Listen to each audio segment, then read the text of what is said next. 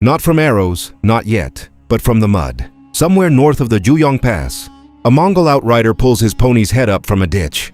The animal's flank heaves, speckled with frost and sweat. Behind him, 10,000 more. No supply wagons, no siege towers, just remounts trailing on lead ropes, and the silence of men who have learned to eat leather when the meat runs out. You smell the iron of the mountain air before you see the wall. It rises out of the dawn mist like a spine of the earth. Itself, rammed earth and stone. Watchtowers blinking signal fires that have already been lit too late. The Jin dynasty commanders who garrison this sector believe they are safe. They believe the wall means something. For 100 years, it has stopped raiding parties, turned back tribal skirmishes, given the farming people south of the passes something like sleep. But Genghis Khan does not raid. He dissolves. The decision comes at a frozen creek, 3 days' ride from the nearest fortified gate. A scouting party returns with news. The pass is held by 10,000 Jin infantry, crossbowmen on the parapets, oil pots ready. A frontal assault would cost months or thousands of lives. The Khan listens, chews dried curd, and says nothing. Then he points east, not toward the gate, toward the gap. Here is the immediate consequence of that finger. The entire Tumen turns. No drums, no banners. They ride through a blizzard that the Chinese garrison assumes means no army would move. That assumption kills them. The wall was never a single line. It was a series of fortified corridors, built by different dynasties over centuries, with gaps left for rivers, trade, and political convenience. The Mongols have been mapping those gaps for 3 generations since the first. Felt tents appeared north of the Gobi, what the Jin see as impassable forest or frozen marsh. The Mongols see as a door. By nightfall, the army has crossed into Chinese territory without fighting a single battle. A local farmer sees them from a hill and runs to warn the nearest village. He is cut down by a patrol before he reaches the gate. His body lies in the snow until spring. The complication? The Mongols have not destroyed the wall. They have made it irrelevant. And worse, from the Jin perspective, the fortresses now work in reverse. Every garrison left behind becomes an island. Every signal fire burns for empty towers. The wall, designed to slow invasion, now traps the defenders inside their own stone cages. Somewhere south, a Jin general will read the report and refuse to believe it. No army crosses without taking a pass. But the riders are already 3 days behind him, burning granaries. And the only thing moving faster than their horses is the rumor that the Khan himself has turned into a demon, who walks through stone. The village doesn't burn. That's the strange part. Genghis Khan's riders sweep through the valley south of the wall like a scythe that has chosen which stalks to cut. Peasants watching from root cellars see armored men on shaggy ponies ride past their granaries without stopping. A child who wanders into the street is lifted onto a saddle, given a lump of dried milk, and set down again unharmed. The Mongols are not here to slaughter farmers. They are here to make the Jin army starve. But terror has its own physics. By the second day, every road south of the pass is clogged with refugees, pushing wheelbarrows of children and chickens. A Jin cavalry detachment, 500 men, heavily armored, trained to fight nomads in set-piece battles, receives orders to intercept. Their commander, a veteran of border skirmishes named General Wanyan Heda. Historical records confirm his command, though his exact words are lost, believes he has the advantage. His men have crossbows. Their horses are fresher. The Mongols, he reasons, are scattered from foraging. He is wrong about what scattered means. The decision occurs at a frozen river called the Hulyu. Wanyan deploys, his men in a classic formation. Crossbowmen forward, cavalry wings tucked back, armored infantry in the center. It is the formation that stopped the Khitans a generation ago. It assumes the enemy will charge the center. It assumes battle lines mean something. The Mongols do not form a line. They form a cloud. From the tree line on both flanks, riders emerge not in squadrons but in streams. 5 here, 10 there. Archers leaning. From the saddle to loose arrows. While their horses are still at a canter, the Jin crossbowmen get off one volley. It kills perhaps a dozen Mongols and twice as many horses. Then the cloud closes. You hear the thrum of composite bows before you see the arrows land. Not in the armored chests of the infantry, but in the unarmored necks of the horses pulling the supply cart. In the eyes of the standard bearer. In the thighs of the crossbowmen trying to reload. Wanyan shouts for a cavalry charge. His knights lower their lances and spur forward. For 10 seconds it works. They crash into a group of Mongol archers who scatter like leaves. Then the Mongols turn in the saddle and shoot backward, the famous Parthian shot. Executed at full gallop on horses bred for this single purpose. Jin knights fall. Their horses fall. The charge dissolves into 100 individual duels, and in 100 individual duels, the man who can shoot an arrow every second while riding without hands always wins. The immediate consequence, within an hour, 500 Jin cavalry are reduced to less than 200. Wanyan himself takes an arrow through the shoulder and is pulled from his horse by his own bodyguards. They retreat south, leaving the dead where they fell. The Mongols do not pursue immediately. They stop to strip the bodies of arrows, armor, and anything metal. A dead Jin soldier is a traveling supply depot. Now the complication: the wall garrisons have begun to hear the news. Not through official dispatches. Those have stopped arriving, but through smoke on the horizon. A commander at one of the central passes makes a desperate decision. He will sally out with 2,000 men, march east along the interior side of the wall, and try to cut the Mongol supply line. It is a brave plan. It assumes the Mongols have a supply line. They do not. They are eating captured grain and watering their horses in the same rivers the Jin army drinks from. The sallying force marches into a trap that hasn't been set. Yet, because the Mongols don't set traps, they just happen to be everywhere at once. Historians debate whether Genghis Khan personally planned the envelopment of the Jin defenses. Some sources suggest he was still north of the wall during these early raids, delegating to his generals Subutai and Jebi. But the pattern is unmistakably his. No fixed battle lines, no siege of fortified points, just the slow, suffocating realization that a wall meant to keep invaders out has become a cage for the men inside it. And somewhere in the Jin capital of Zhongdu, modern Beijing, the emperor is asking a question no one dares answer. If the wall didn't stop them, what will?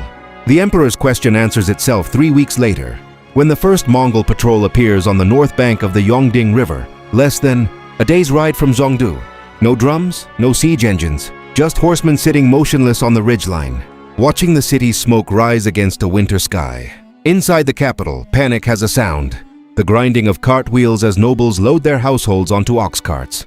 The weeping of consorts who have never seen a dead body. The metallic click of crossbow strings being drawn and held until the arms tremble.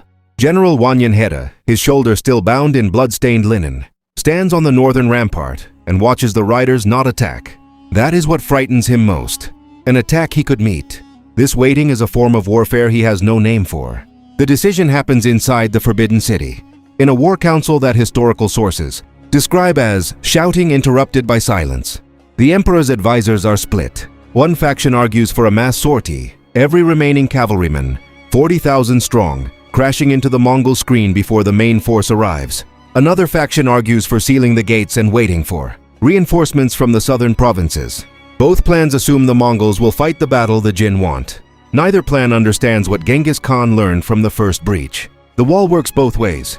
Here is the Mongol strategy, cold and elegant as a drawn bow. While the Jin army sits inside Zhongdu, waiting for a siege that never fully comes, Subutai's Tumans have looped around the city to the south. They are not blockading the roads. They are watching them. Every supply convoy from the south, grain, salt, replacement crossbow strings, is ambushed exactly 1 day out from the capital. The wagons are burned. The oxen are driven north. The drivers are released with a message. Tell the emperor we have time. The immediate consequence inside Zhongdu is not military. It is biological. By the end of the second week, the price of rice has multiplied 20 times. The wells are still clean, but the granaries are emptying faster than anyone calculated. A city of 500,000 people cannot eat pride. General Wanyan proposes a desperate gamble, a night attack on the main Mongol camp, using the last of the cavalry as a hammer and the garrison infantry as an anvil. The plan is approved. The attack is launched. It fails before it begins. The Mongols do not sleep in camps. They sleep in scattered groups of a few hundred, each group a day's ride from the next, each group with sentries who sleep with one hand on their horse's halter. The Jin cavalry rides 20 miles through darkness. Guided by torches, they might as well have lit themselves. They find the first Mongol camp empty. The riders vanished an hour before, leaving cooking fires still burning as bait. Then the arrows come from 3 directions at once. By dawn, the Jin have lost 8,000 horsemen. Wanyan Heda is found dead among the reeds by the riverbank, an arrow through his throat. Some sources suggest he was killed in the fighting. Others whisper he cut his own throat when he realized the trap. Now the complication. Genghis Khan does not storm the city. He offers terms. This is the moment that breaks the logic of the Great Wall. For centuries, Chinese military doctrine assumed that any invader who reached the capital would either be destroyed by the walls or would destroy the walls to take the city. The Mongols do neither. They send a messenger, a captured Jin eunuch who speaks both languages, to the emperor's throne room with a single sentence. Give us your gold, your silks, your youngest princess as a bride, and we will leave. The emperor, surrounded by starving courtiers and the rotting smell of horses boiled for leather, does something no historian fully defends. He agrees. A treaty is signed. Tribute is loaded onto carts. The princess, she is 11 years old. Historical records note her name only as the Yurshan Maiden, is dressed in wedding, red and sent north with a Mongol escort. The gates of Zhongdu open. The Mongols ride in not as conquerors but as guests. For 3 weeks they take what they were promised. Then they ride away. The emperor stands on the rampart and watches them go. And for a moment he believes the wall has worked after all. It delayed the enemy long, enough for diplomacy to save the city. He is wrong. The Mongols have not left because they are satisfied. They have left because winter is ending, and the horses need spring grass. And Genghis Khan has learned something more valuable than gold. The Jin army will not fight. Not really. Not to the death. They will negotiate when starving. They will surrender when promised mercy. Next year the Mongols will return, and the wall will not even slow them down. The second time the Mongols came, they did not bother looking for gaps. It was 1213, less than 4 years after the first breach. The Jin emperor had spent the interval reinforcing the passes, rebuilding garrison towers, and convincing himself that the tribute had bought something more than time. It had not. Genghis Khan had spent the same years doing something the Chinese military manuals never anticipated, learning to treat the wall as a supply depot rather than an obstacle. Here is what the strategists missed. A wall is only useful if someone is behind it. When the Mongol main army appeared at the Juyong Pass for the second time, the Jin garrison did exactly what they were trained to do. They sealed the gate, manned the parapets, and lit the signal fires.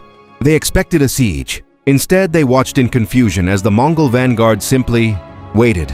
For 3 days, nothing happened. Then, on the 4th morning, the garrison commander received a message from the south. A different Mongol army, one that had circled through the mountains, 200 miles away, was already burning villages behind him.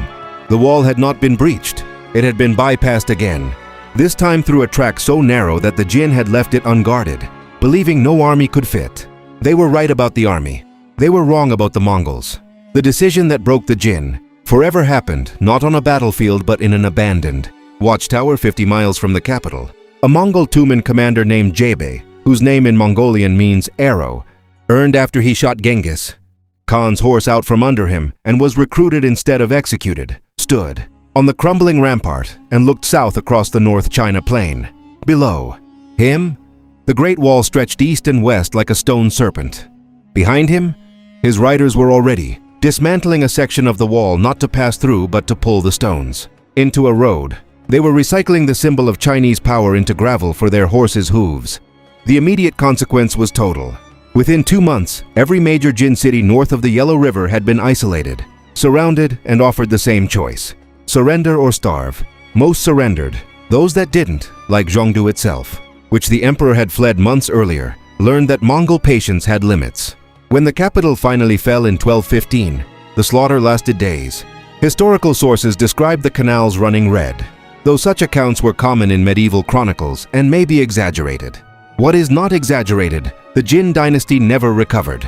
Within 20 years it was gone. Now the final complication, the one that turns this story from military history into tragedy. The Great Wall did not fail because it was weak. It failed because it was static. Every stone, every watchtower, every garrison was built to fight the last war. Slow tribal raids, summer skirmishes, enemies who needed supply lines and siege equipment. The Mongols fought a different war entirely, one of movement, deception, and the ruthless exploitation of psychological terror. You cannot build a wall against an enemy who treats geography as a suggestion. But here is what the historians rarely say. After the Mongols conquered China, they repaired the wall. Kublai Khan, Genghis's grandson, ordered sections rebuilt. Later dynasties, the Ming most famously, would expand it into the stone marvel tourists see today. The wall outlasted the very people who proved it useless. And somewhere in that irony is the real lesson. Walls are never about the enemy outside. They are about the fear inside. A civilization that builds 1,000 miles of stone. To feel safe has already admitted it does not feel safe. The Mongols just proved the feeling correct. The last Mongol rider to cross the line of the Great Wall in 1215 did not look back. Behind him, the watchtowers stood empty, their signal fires cold, their defenders either dead or fled. Ahead lay the rest of China, cities, rivers, emperors who still believed in lines on a map. He rode on, and the wall became what it always was. Not a barrier, but a monument to the illusion that stone can stop time.